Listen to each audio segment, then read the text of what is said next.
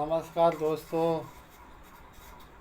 मैं फेसबुक और इंस्टाग्राम पे इस समय में कुछ ऐसी चीज़ें डालना चाह रहा हूँ कि ताकि लोग इस चीज़ को अच्छी तरह से समझ सकें। सबसे पहले तो मैं ये बताना चाहूँगा कि जब भी किसी कंपनी में काम करो तो अपने सीनियर के लिए रिस्पेक्ट करना बहुत ज़रूरी है, क्योंकि कोई आदमी सीनियर बना है तो वो हल्के में नहीं बना है। वो जो है वो जिम्मेदारियों से बना है, काम करके बना है, मेहनत करके बना है, ठोकरे खा के बना है। इसलिए अपने सीनियर की एनी टाइम रिस्पेक्ट करो। रिस्पेक्ट करने का मतलब डरना नहीं। कई बार ऐसा होता है कि आदमी डर के मारे रिस्पेक्ट कर लेता है। नहीं, डर अलग चीज़ है, रिस्पेक्ट अलग चीज़ है। तो रिस्पेक्ट करना बहुत ज़रूरी है। हम कहीं भी जाए बुज़ुर्गों की रिस्पेक्ट करें, अपने से बड़ों की रिस्पेक्ट करें, सीनियरों की रिस्पेक्ट करें।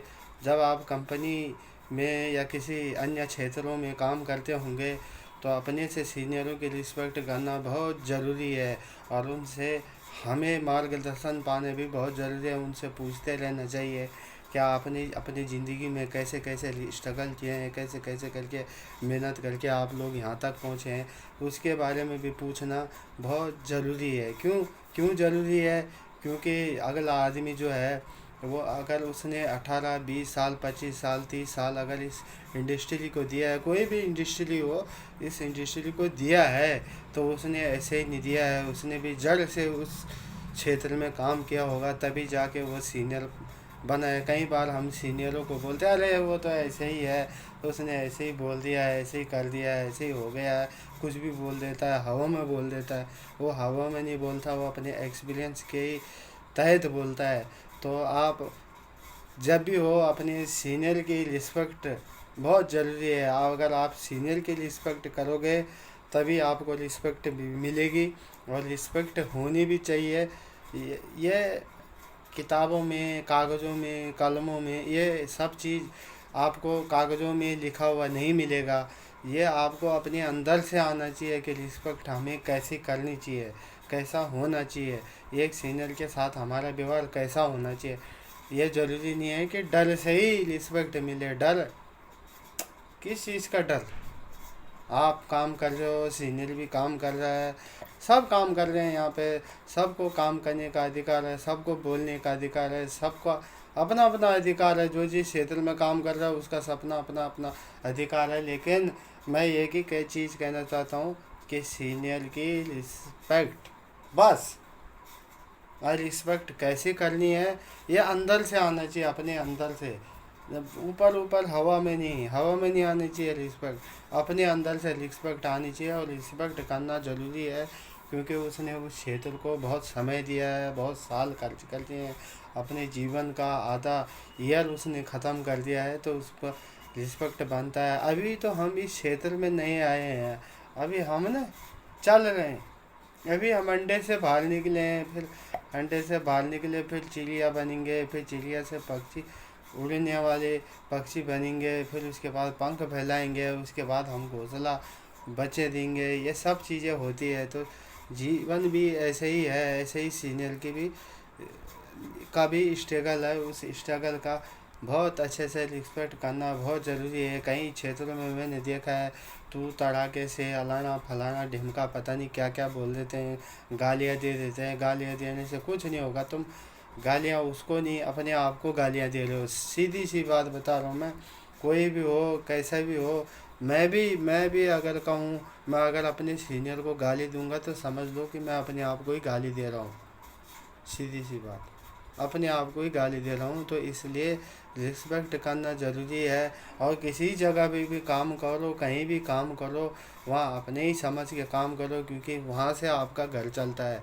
आप अगर राजा महाराजाओं के औलाद हो, तुम सोचते हो कि हमें यहाँ नहीं दूसरी जगह नौकरी मिल जाएगी, ये कर, मिलेगी नौकरी, मिलेगी नौकरी, अकरनी नौकरी पड़ेगी। नौकरी जिसका नाम शब्द है नौकरी, करना नौकरी पड़ेगा। तो इसलिए मेरा मोटिव एक ही था कि सीनियर के रिस्पेक्ट, जिस कंपनी में काम करो उसको जिम्मेदारी से निभाओ, और टाइम पास मत करो यार। हमारी उम्र अब टाइम पास की नहीं है। अब हमारी उम्र आगे ग्रोथ करने की है। ग्रोथ करो, एनी टाइम कुछ सोचते रहो, कुछ करते रहो, कुछ बोलते रहो, कुछ ना कुछ नया दिमाग में लाते रहो। टाइम पास करने से कुछ नहीं होगा। 10 घंटे ड्यूटी कर दिया, 12 घंटे ड्यूटी कर दिया, वो तो गधा भी करता है। गधे के सर पे भी बोझ ला दिया जाए, वो भी गधे की तरह सामान ढोता है। उसको भी पता है मेरे को 100 किलो का वजन उठाना है और उठा के वहाँ पटक देना है। बैल भी है, जब तक मेरे को हाँकता रहेगा तब तक मैं भी खेत जोता रहूँगा। ऐसे ही बैलगाड़ी का भी है, जब तक वो उसके पीछे बैलगाड़ी में ना सामान लादा रहता है, पीछे से वो चाबुक लेके मालिक उसका मारता रहता है, तब तक वो भी दौड़ता रहता है। ऐसा काम मत करो भाई। आप जानवर नहीं हो यार, आदमी हो, लेकिन साथ साथ में जानवरों की भी रिस्पेक्ट करनी चाहिए। ये सारे जीव जंतु जो हैं वो हमारी जीवनचर्या का एक हिस्सा है भाई। उनकी भी इज्जत करो यार। वो भी इस योनि में खाने पीने ऐश करने के लिए आए हैं। मानव जाति ने अपने ऐशो आराम के लिए सभी चीज़ों को जो है ना अपने कब्जे में कर लिया। अब कहीं जगह आप पार्क देखते होंगे, जो पार्क कभी जंगल हुआ करते थे, आज उन पार्कों के चारों तरफ बाउंड्री मार के और फिर उन पेड़ पौधों को कैद करके और हमने अपने मनोरंजन के लिए उनको पार्क बना दिया। अरे खुला रहने दो उनको भी, वो भी आज़ादी में रहने के लिए आए हैं। इसलिए सभी चीज़ों का अस्तित्व है भाई। सभी चीज़ें अपने जीवन चक्र को जीने के लिए आए हैं इस संसार में। तो जहाँ भी जाओ काम अच्छे से करो, अच्छे से रहो, अच्छे से खाओ और माइंड फोकस सिर्फ काम में। आप सबको पता है हम नौकरी करने आए, सबकी रियलिटी बता रहा हूँ मैं। कोई सोच रहा होगा मेरा बाप ये है, मेरा बाप वो है। किसी का बाप कुछ नहीं है। अगर उसका बेटा नौकरी कर रहा है तो किसी का बाप कुछ नहीं है। फिर नौकरी कर रहे हो तो मतलब आपके घर में कुछ सी चीज़ की ज़रूरत है तभी आप नौकरी कर रहे हो। सीधी सी बात, मेरा कहने का मतलब ये है कि अगर आप नौकरी कर रहे हो तो आपके घर में किसी चीज़ की ज़रूरत है। ज़रूरत है तो नौकरी कर रहे हो और वो नौकरी ज़रूरत पूरी कर सकती है। बिजनेस करना चाहते हो तो फिर करो, फिर बिजनेस तो और अच्छा है, आपके आने वाली पीढ़ियों के लिए और अच्छा है। लेकिन उस बिजनेस को करने के लिए आपके पास बैकग्राउंड का होना बैकग्राउंड का होना ज़रूरी है। आपके पास 6-7 महीने का कम से कम इनका पैसा होना चाहिए। पैसा पैसा पैसा होना चाहिए आपके पास, तब जाके बिजनेस होता है। नहीं तो हर बिजनेस सक्सेसफुल नहीं हो जाते। हर आदमी एलन मस्क, हर आदमी बिल गेट्स, हर आदमी वो नहीं बन जाता रिलायंस कंपनी का मालिक। हर आदमी टाटा कंपनी का मालिक नहीं बन जाता। यहाँ कितने लोग रेड़ा चला चला के बिजनेस की शुरुआत करें, लेकिन शुरुआत छोटी सी होती है। ये जरूरी थोड़ी ना कि ठेला वाला अनिल अंबानी, मुकेश अंबानी नहीं बन सकता, वो भी बन सकता है।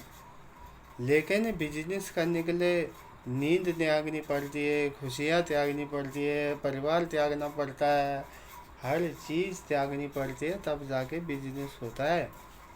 और नौकरी तो वो तो 10-8 घंटे की ड्यूटी है। आ जाओ टाइम पास करके कमरे पे, बस ख़त्म। अपने घर पे आ जाओ, खा पियो, ऐसे करो, फिर कल सुबह जानी ही है ड्यूटी। ड्यूटी ऐसी है। नौकरी आपकी रोटी बदल सकती है, आपका सब्जी बदल सकता है, लेकिन नौकरी आपकी ज़िंदगी कभी नहीं बदल सकती।